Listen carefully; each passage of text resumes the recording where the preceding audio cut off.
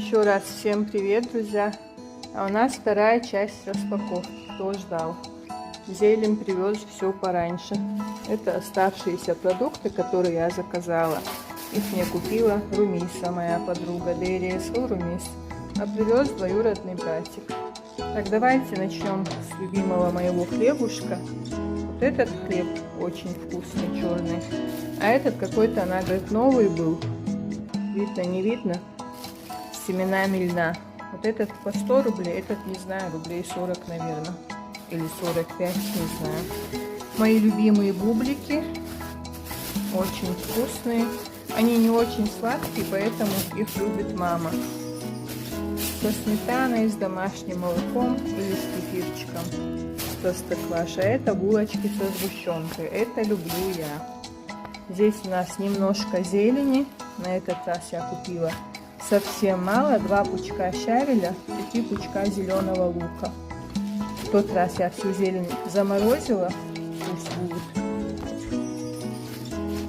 А это сейчас купила, если надумаю делать зеленый борщ. Смотрите, какой красивый болгарский перец. Это сказали местный. Буду делать фаршированные перчики и голубцы. Может, буду делать завтра, не знаю. Здесь у нас красивые вкусные помидорчики. Помидоры на 10-20 рублей подешевели, кому интересно. Но каждую неделю по чуть-чуть все дешевеет. А перец, видимо, недавно только появился. Пока стоит 300 рублей килограмм. Я купила 2 килограмма перца и 3 килограмма помидоров.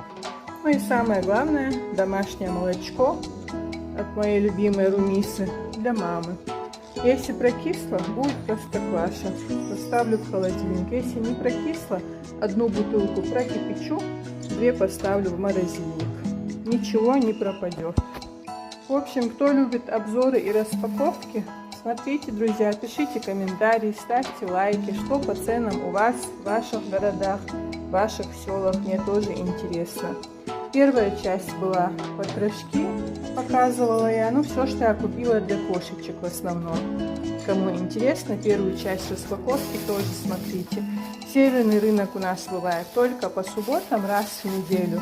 Ну да, Мукла, может быть, в следующую субботу я поеду сама, сниму для вас рынок. Кому интересно, там бывает много чего интересного и плюс антиквариат. Просто я давно не выходила, я люблю на прогулки ходить с мамой. А ей сейчас тяжело ходить. А одна я вообще не люблю выходить. И ее оставлять тоже не могу, переживаю. Вот такие у нас дела. Всем хорошего вечера. Пока-пока.